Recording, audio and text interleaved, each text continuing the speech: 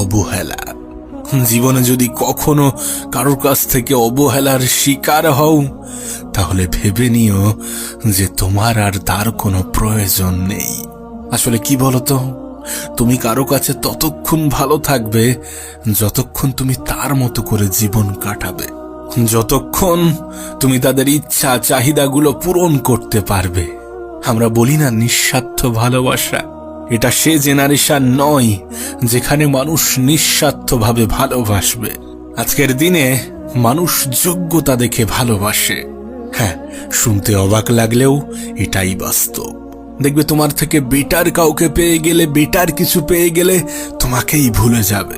তুমি যে নিঃস্বার্থ ভালোবাসার কথা শুনেছ, সেটা আজকাল আর পার্সেন্টেজে নয়, বরং সংখ্যাতে প্রকাশ পায়। তুমি সকলের মন জয় করতে পারবে না, আর সকলের তো দূরের কথা, তুমি তোমার আপন মানুষগুলোরই মন জয় করতে পারবে না।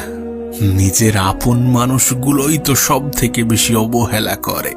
আমি জানি না তুমি তোমার সময়কে কোথায় ইনভেস্ট করছো, আমি জানি না তুমি তোমার জীবনের গুরুত্বপূর্ণ সময়টাকে কোথায় ব্যয় করছো, তবে একটা কথা মনে রেখো, মানুষ তোমাকে ভালোবাসবে। হ্যাঁ, মানুষ তোমাকে ভালোবাসবে যখন তুমি তাদের চাহিদাগুলো পূরণ করতে পারবে, যখন নিজের যোগ্যতা প্রমাণ করতে পারবে।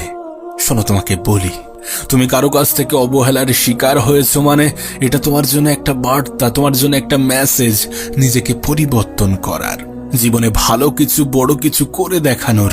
এটা তোমার জন্য একটা সুযোগ। এই সুযোগটাকে কাজে লাগাও, নিজেকে পরিবর্তন করো।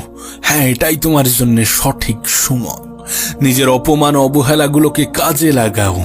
দেখো, তুমি চাইলেই নেশায় আসক্ত হতে পারো, কিন্তু ওই পথটা অনেক সহজ, আর এটা থেকে মানুষের তোমার প্রতি দৃষ্টিভঙ্গি পরিবর্তন হবে না। মানুষের দৃষ্টিভঙ্গি তোমার প্রতি তখনই পরিবর্তন হবে যখন তুমি কিছু করে দেখাবে, যখন তোমাকে অবহেলা করা মানুষগুলো তোমার সামনে মুখ দেখাতে লজ্জা পাবে। হ্যাঁ, যারা তোমাকে অবহেলা করেছে, যারা তোমাকে অবহেলা করছে, তারা যেন তোমার সামনে দাঁড়ানোর সাহস না পায়। নিজের জীবনের নেগেটিভ জিনিসগুলোকে পজিটিভ ওয়েতে কাজে লাগাও। দেখো, আমি এটা বিশ্বাস করি যে টাকা পয়সার সাথে হ্যাপিনেসের কোনো সম্পর্ক নেই। আমরা হয়তো বা আমাদের টাকা পয়সা দিয়ে সুখ কিনতে পারবো, কিন্তু সেটাকে উপভোগ করতে পারবো না। কিন্তু বিশ্বাস করো, আজ এই যুগে দাঁড়িয়ে অর্থ উপার্জন করাটা অনেক বেশি গুরুত্বপূর্ণ। কারণ আজকাল মানুষ আর মনুষ্যত্ব দেখে যাচাই করে না, যাচাই করে মানুষের পোশাক দেখে। তোমার পোশাক দেখেই কেউ ভেবে নেবে তোমার কতটা যোগ্যতা।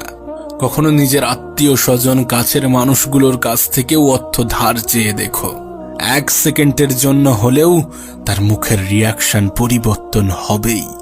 দেখবে তোমার বিপদে সান্ত্বনার থেকে অর্থের বেশি প্রয়োজন পড়বে।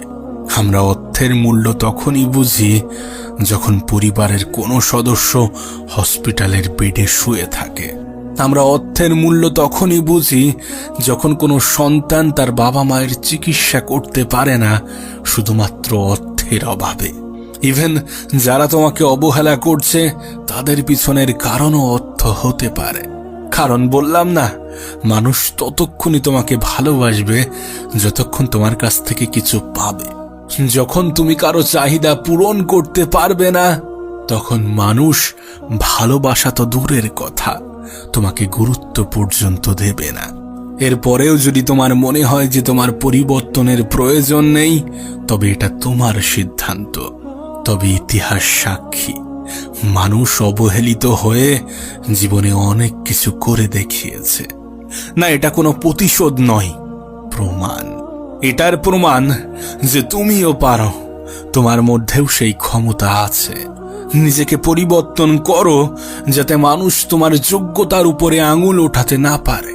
হ্যাঁ, আমাদের প্রত্যেকের মধ্যেই কোনো না কোনো ক্ষমতা আছে, আর সেই বিশেষ ক্ষমতাকে চেনার জন্য জীবনে কিছু আঘাতেরও প্রয়োজন আছে।